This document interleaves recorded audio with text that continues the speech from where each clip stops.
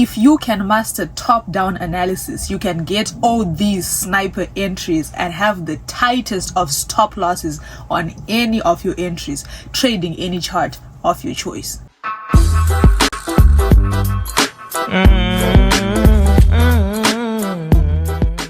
What is up, beautiful traders? How you guys doing? I'm doing absolutely lovely, especially with that beautiful trading week that we just had.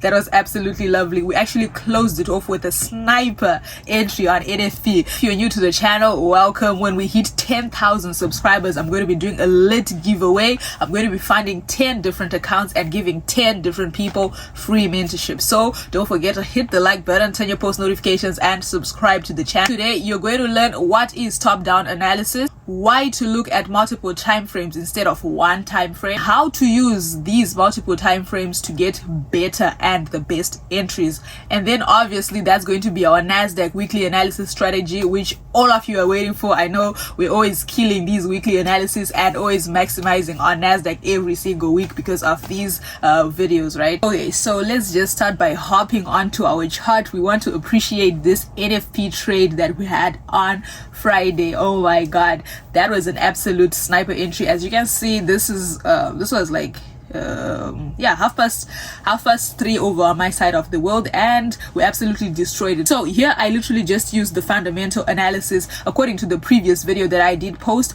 I actually explained this type of entries in that video. Fundamental analysis is key when you are trading, right? So it was a lovely trade. Look at it running over here. We did take it.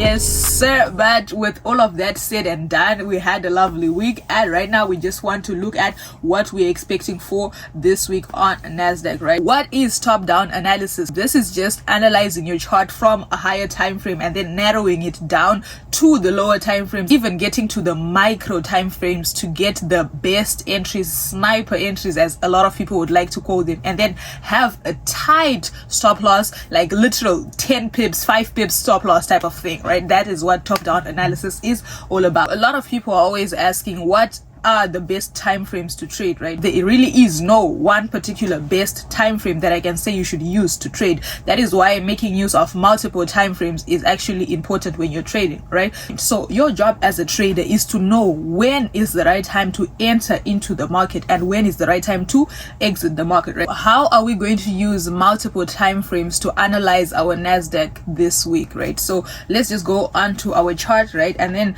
obviously I said top-down analysis is analyzing from the highest time frames down through to the lower time frames, and then even to the micro time frames, which are the 5 minutes, etc., right? So we are looking at our daily time frame on Nasdaq. So the daily time frame is always going to be for direction, right? We can see that our Nasdaq is indeed on an uptrend, right? So you always want to be careful, because yes, the chart might be on an uptrend, but you always want to be careful, especially when you're trading the highest of highs. On our Nasdaq, you can see that we are soaring the highest zones. You always want to look out for the breakouts of those zones or reversals of those zones, right? But for now, when you're just looking at the direction of the trend, right? So we can see that we are on an uptrend, and then we're going to go onto our lower time frame, in this case the 4-hour and the 1-hour time frame, to mark up our charts, right? So this is where you analyze. On the 4-hour time frame, you want to be analyzing your chart using every tool that you have in your trading bag, or whatever you want to call it, right? All the tools that you use, you want to use them on the 4-hour time frame, because this is where you're going to make the analysis, right? Whilst my chart is zoomed out like this, right, like I said in another video, that we always want to be targeting the most recent support and resistance. In this case, I like to target the 2 most recent support and resistance levels, right? So in this case, I'm going to look out at this zone here. I want to mark that up, and then I'm going to look out at this. I'm going to look out for that zone over there, right? So obviously I don't want all of this, because price is indeed far away from that zone, and then I obviously know that when market goes back to the top, I'm going to look for buying opportunities upon a breakout, right? So obviously I have an idea of what I'm talking about now, and I can see that this zone can also be considered because the market has been reacting at that zone a lot. That's where the market is currently, at that particular zone. So I will also want to mark that, and then that becomes my first resistance zone, and then the second one will be that one. So in this case, this one is already ignored because it's farther away from the price, right? What are we looking at? We're looking at a rejection at where price is currently here, and then for it to bounce back to that zone, or we're looking for it to push up and come to this zone, breakout and go to the top, right? But you obviously know that, especially if you're trading on a small account, you always want to get the best sniper entries. Right now, entering at this zone, it will seem ridiculous, and then this is where the micro time frames step into action. You want to go obviously onto your 15-minute time frame later when you are now analyzing, right? You want to go onto your 15-minute time frame. This right here is where you're going to be taking your entry points, right? So on Nasdaq, that's when you're going to be considering the previous video that I made for you guys. You're going to be considering the sessions, you're going to be considering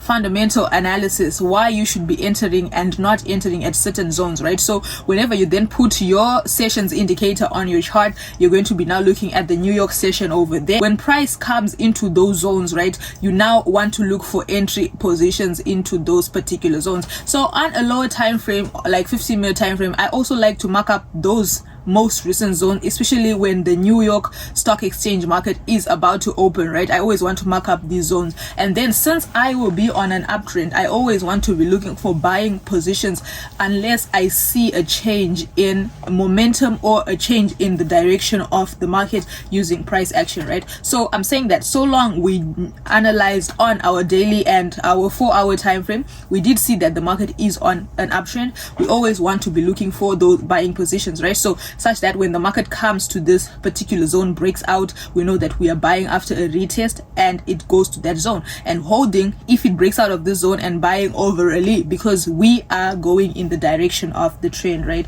So that is the idea that we would be having when we're trading Nasdaq for this week on lower time frames, right? So that's basically what top-down analysis is all about. You want to go onto your daily time frame, 4 hours daily time frame for overall direction, 4-hour 1 hour time frame for the analysis to mark up your charts and everything, and then a 15 minutes and 5 minutes for the entry points. And then on those time frames, you always want to be trading within the sessions, also looking at the direction of the trend, not going against it, right? For a quick run through, we say that our higher time frames are used to identify the direction of the trend, the major swing highs and swing lows, and to find the major key levels on the chart. On the lower time frames, that's where you now scan for entries, you mark up your charts, supply and demand, order blocks, support and resistance, market structure, trend lines, Fibonacci. I am going to do a trend line analysis at the end because I know a lot of you like the trend line analysis, right? But then that's on the 4-hour time frame, on the 1 hour time frame. And then now on the micro time frames, that's the 5-minute and then the 15-minute time frame. First of all, when you're trading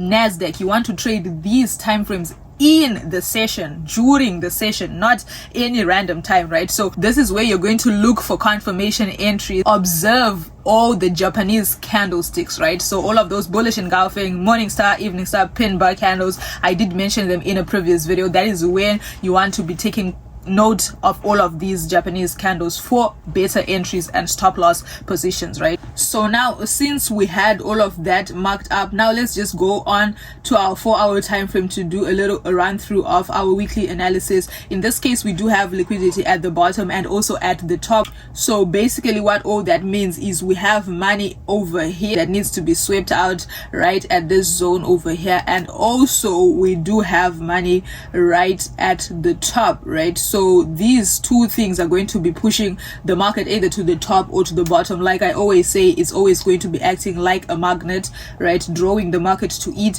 and this top is also acting like a magnet, drawing the market to it, right? So you ask yourself this question, which one are you going to go with, right? We want to always go in the direction of the trend, but for that to be confirmed, let us play down our trend lines to see if we are actually making sense, right? So you obviously know you want to use the most recent swing point and connect it to the next of that one, because a lot of traders will want to draw their trend lines more like to force them, right? You don't want to force your trend lines. Let me use the body in this case.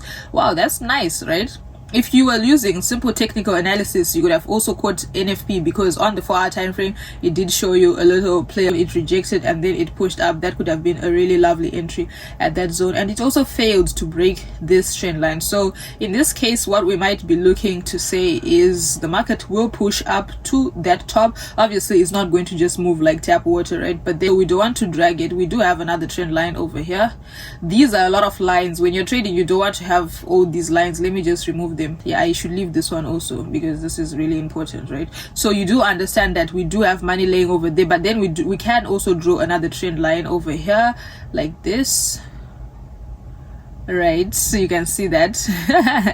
Okay, now it looks like mathematics, but then yeah, we can draw another trend line like this. So if the market rejects at this zone, right, it will start pushing down, and then this is a trend in trend. If you also use top down to go to lower time frames and then want to now draw this as a trend line that slants like that to have like an X formation over there, you see that if it rejects at that zone, it will come to this zone, and then there's a lower chance for it to now push up because of all of this money that will be drawing it. This will now be the 1 2 3 4 5 6, it will now be the 7th time of it coming to that zone. So it will now be a really weak zone, so there's a higher chance of it breaking out and now targeting this zone. I have been anticipating the market to come to this zone for quite some time, but it has just been playing around and going in the direction of the trend. But if it does just push up to the top from where it is right now, it's going to sweep out all of these zones and then push up. You know, I like trading these type of entries where I'm buying the highest zones, right? So only thing here, if you're buying the highest zones, will now be how to